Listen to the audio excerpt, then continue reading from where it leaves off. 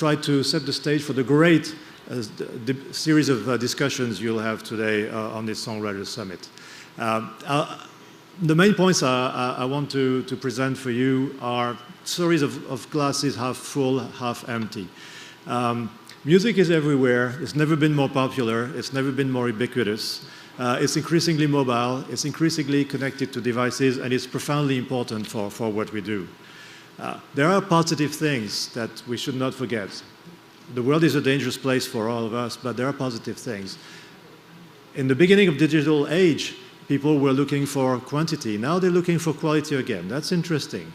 The music business is changing. I call it a paradigm shift. It's more driven by royalties than by sales, and it's more driven by authors, composers, and publishers than ever before, at least in the modern era. This is something we should be proud of and something we should leverage. Licensing digital services is extremely difficult, granted. And they don't generate enough revenue streams, in our opinion. But we are not an unsuccessful, archaic industry. We have lots of success to celebrate. Another thing that I want to touch upon today as well, and Paul said you should be advocates, is a disconnect, the growing disconnect between what you do and what we try to do to enable you to live from your creativity and your hard work and the general public. There are things we could maybe do to bridge that gap over time. So the first thing is music is everywhere. Never forget that. What you do matters. There is a growing appetite for music. There is a need for digital services. Every day there is an announcement about somebody launching a new business, and usually that new business lives, breathes music. That's important. The switch to digital and mobile devices leads to business models that are hard to understand, that are hard to figure out. They require a mix of rights. They include pricing plans or advertising plans that we need to decipher in real time. And we struggle with that, but we will. That's our commitment. We will make sure that you are able to be compensated. We are following lots of trends that are transforming the business. Connected TV has been heralded for years. It may or may not pan out, but currently, songwriters, composers, and music publishers get most of their revenue from media. So if connected TV upsets that balance, it's going to impact the revenues we're able to collect and distribute to you. We are following that very, very closely. We are also trying to leverage cloud business, cloud storage. It's changing, once again, everything. Technology is different.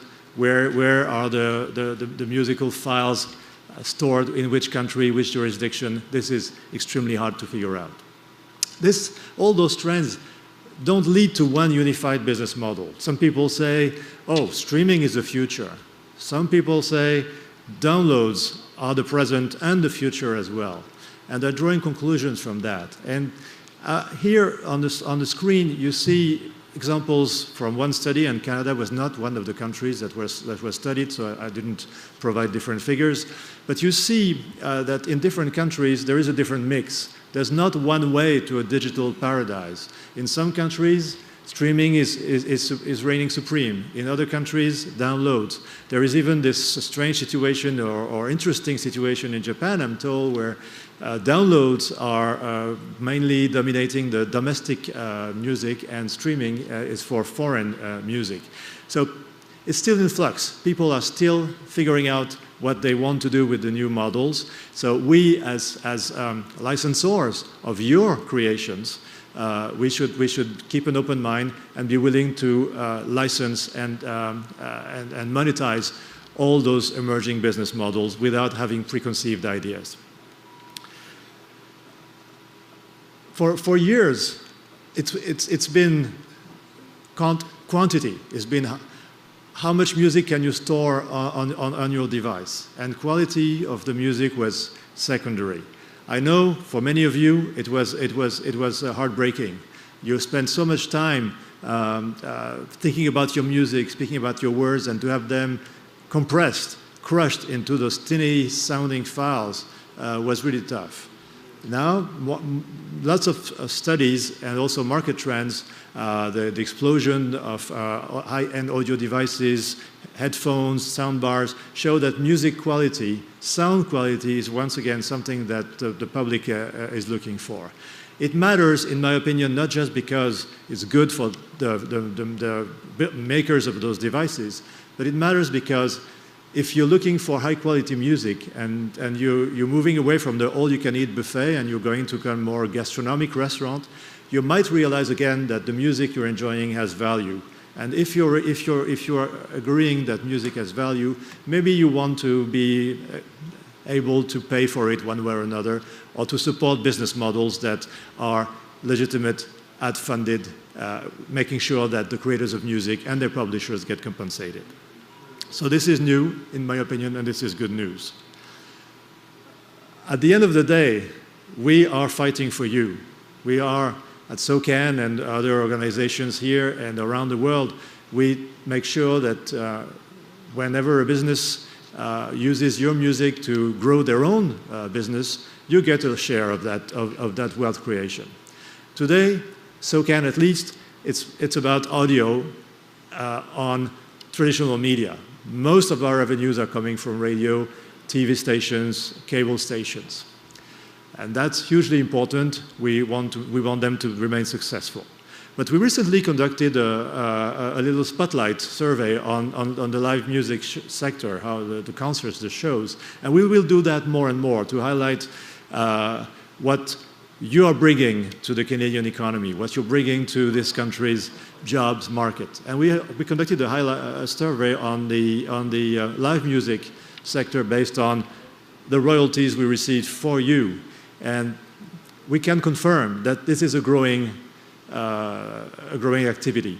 We've been very pleased to see that even in difficult economic times, when we had to choose between spending this or spending that or saving money, Canadians have been going to shows, have been supporting your activity, have been willing to pay ticket prices, and we are extremely happy to have been able to put dozens of millions of dollars in the pockets of our members over those past few years. And for example, in 2012, we collected a bit more than $20 million for live shows, an increase of 14% compared to 2011.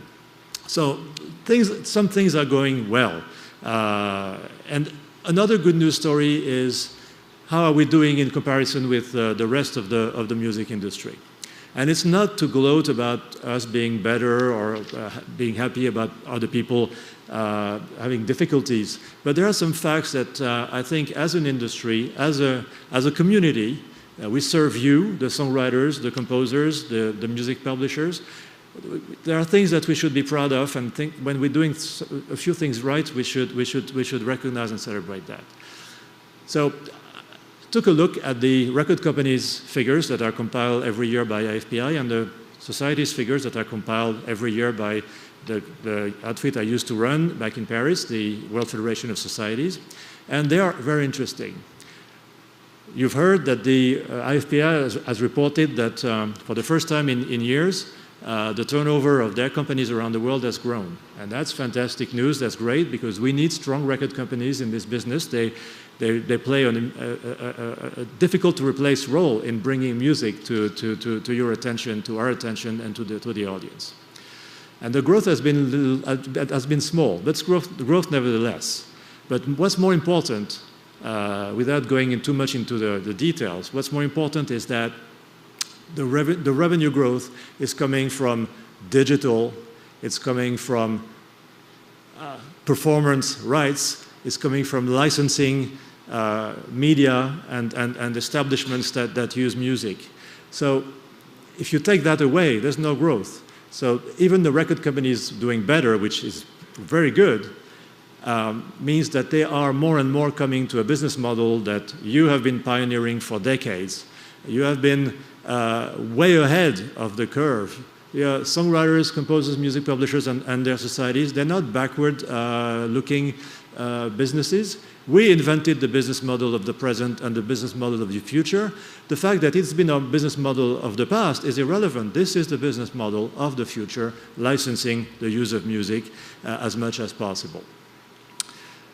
What's even more interesting, if you compare it with the collections that our sister societies have been able to manage over the world, with the record companies' ones, well, a few things start to emerge.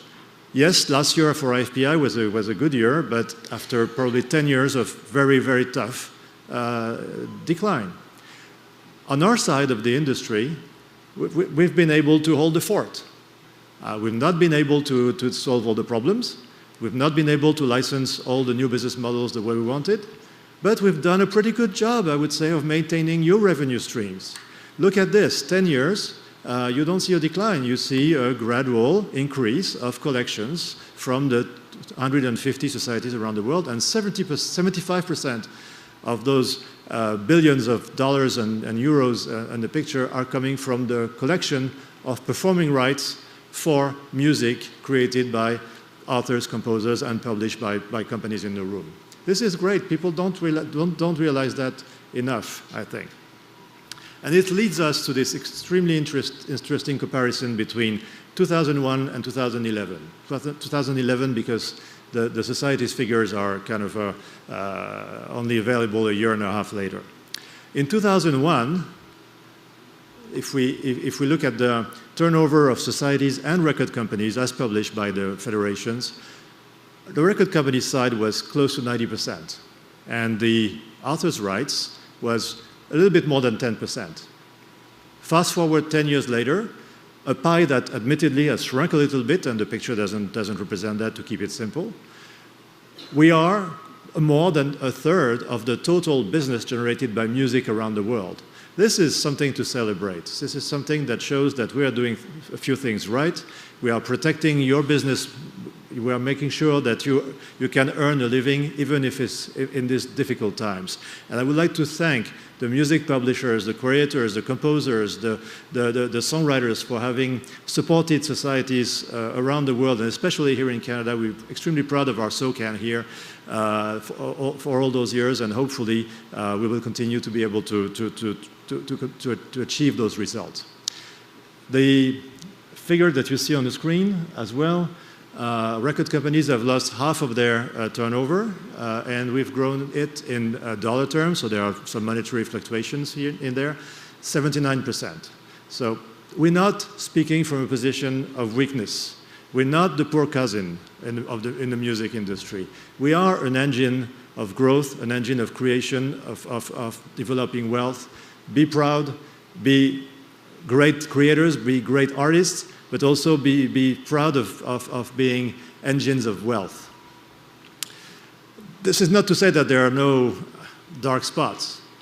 One of the darkest spots is the little share that we have from digital revenues. Record companies have been much better at licensing or monetizing, because sometimes it goes beyond licensing, like taking an equity share, monetizing new digital services. This is something that we need to do better. We need to make sure that the share of collections from digital services doesn't stay in a single digit. Currently, it's 3% of the global collections of societies, and SOCAN is not that different, unfortunately. So we need to work on licensing digital platforms. It's difficult. There is a new business model nearly every day, and they're all different. They are sometimes local, sometimes they are continental, sometimes they are worldwide, and each needs a different approach. They all need also a different bundle of rights, and we're trying to work here very, very proactively with our colleagues at CSI, CMRA, and SODRAC to get to market quicker, to make sure that we have more digital services in Canada and that we license them at rates that are acceptable to you. We want to bring a better balance between copyright for authors and publishers and copyright for record companies and performers into play. Even if we are able to achieve better rates, the bottom line thing is, if you're looking at the normal business, if you can't take 30% of the shares of a company, and well, you are facing businesses that are not doing so well. This headline that I grabbed from one of the industry newsletters it sums it up, I think. Pandora. Net losses grow, CEO leaves, shares soar. So what's wrong with that? Or what's right with that? If in the past you used to have a business model that you have good business, you slowly turn a profit, and if you're profitable, your share price would go up. Now every new listener that Pandora has makes a business model more difficult. But the saving grace for them is that their valuation grows because it's if Paul Williams can say bullshit on this stage, maybe I can say it may be a bubble. It may be a bubble. And the business model is not sustainable if it doesn't create a steady stream of revenues and if it does not turn a profit over time. Whatever we can do to achieve great rates, X% of turnover or whatever, if the turnover is not that big, is not that great, and we heard good reasons yesterday from the fantastic keynote speakers we had yesterday at the Global International Breakfast. If these businesses are not doing better, we will not be able to extract more value for you. So this is a limiting factor. And this is probably due to the fact that people still value free access to music.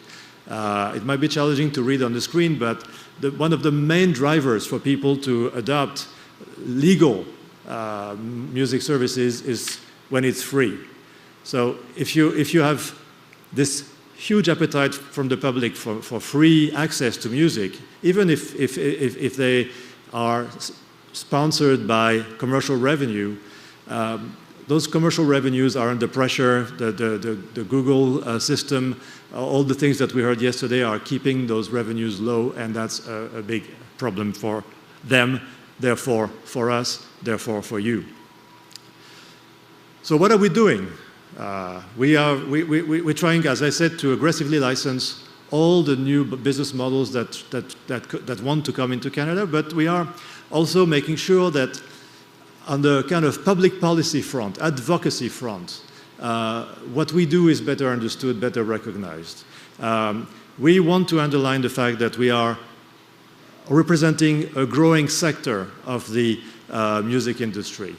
Authors, publishers are representing between a third and 40% of the wealth creation in the music industry. People overlook that. Very often, songwriters are taken for granted, as I like to say.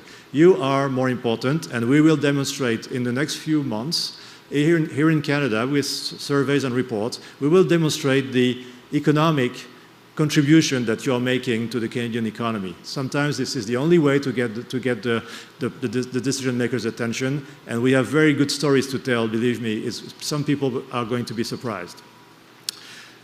We will try to look at what we can do to make the digital landscape more palatable. We're willing to entertain all kinds of ideas to make sure that your music is monetized. Some things have been tried here in Canada, or some proposals have been floated back in the days by SAC or by a coalition of Quebec-based music industry organizations. They didn't pan out at the time, and you can't really revisit the past, but we can't really stay in the current situation where we have no great view on how to monetize digital. So we're going to work again and see whether there are other ways, other approaches to tap those resources that we are otherwise leaving on the table. We're not record companies. We can't take equity shares in new services, and I'm not sure if we could, we would want to, but there might be other alternative paths that we would want to explore together to make sure that technology companies, telecommunications companies are not the only ones profiting from this popularity of music. And we need to confront as well, as a community, the societies, but also the associations, this growing gap between us, you, and the public. Not you as creators. You're extremely popular. You're extremely well-liked. But when we start saying that, hey, well, you need to earn a living, then the temperature cools down a little bit. So we need to confront that head-on, but not in an aggressive way. We need to have a dialogue with the public. We need to talk to them. Can we overturn this public sentiment that is increasingly turning against us? Well, no, it's not personal, guys. We love your music, but we can't support those levies, or we can't support the more regulation. We need to have the public understand that without what you do, their life would be a little bit less fantastic. Also, we need to confront the question, can we hope that politicians will defend us? Have we lost politicians forever? Well, I think we have never lost anything forever, but it's true that it's extremely challenging today to talk to any decision maker about supporting copyright.